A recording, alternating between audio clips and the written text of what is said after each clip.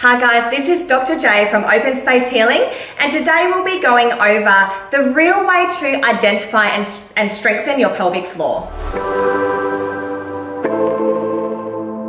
Failing to make it to the toilet, peeing a little bit when you jump rope or sneeze, or uncontrollably passing wind when you bend to pick something up. These are all the embarrassing signs and symptoms that your pelvic floor is weak. Now, to better understand exactly how important this pelvic floor muscle is and where it is and how to isolate it, let's do a quick anatomy lesson. The pelvic floor is a group of muscles and ligaments that help support the bladder, uterus in females, and your internal organs. These muscles stretch over the pelvis like a trampoline or hammock and help to, control these muscles. So these muscles go from the coccyx, so the tailbone, to the pubic bone at the front, and then over the two sit bones. So it sort of sits like this, like a hammock supporting all of your organs. This thick and strong muscle that is the pelvic floor actually has passages through it that allow for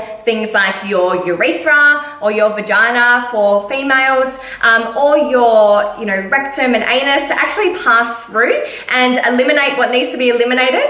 Obviously, it's very important for it to be strong because the strength of this muscle actually will help you control those areas. So control your urination and defecation, which is very important. However, through lifestyle factors such as not exercising enough or lifting lots of heavy weights, childbirth, even age and obesity, these ligaments and muscles of the pelvic floor can become lax and weak, and therefore might need some exercising and strengthening to help you out. Before we get into the workout side of the pelvic floor, the first thing that we need to do is talk about how to identify this muscle, because a lot of people get it wrong. Let's take you through that now.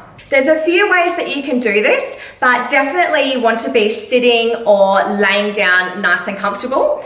The first thing that you want to do is imagine you're using the muscles that hold urination midstream in a contraction. So for women, that might also feel like, say for example, if you can imagine you insert a finger and you're clamping down, or for men, moving the scrotum further up towards the body. I know that's a little bit graphic, but it is the best way to describe it. So imagining you're contracting those muscles, and then at the same time, also stopping wind from passing.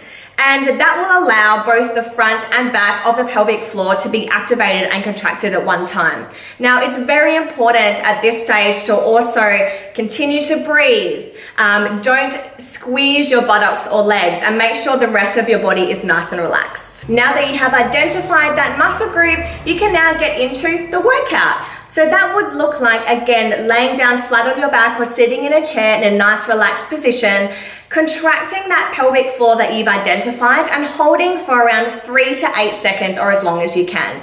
And then releasing, holding the release for around 8 seconds, and then contracting once more. And then you might do this for around 8 to 15 contractions a few times a day. At first, you might feel that this is difficult in terms of the amount of repetitions to do, and just work within your limits. The more you do it, like anything, the stronger the pelvic floor will get. So there you have it, everything pelvic floor related. Now, if you feel like there's something more specific happening with your pelvic floor, or you're wanting to contact us to get in touch with one of our professional chiropractors, then please let us know, write us an email, give us a call. We would absolutely love to help you out. This is Dr. Jacinta from Open Space Healing. Bye for now.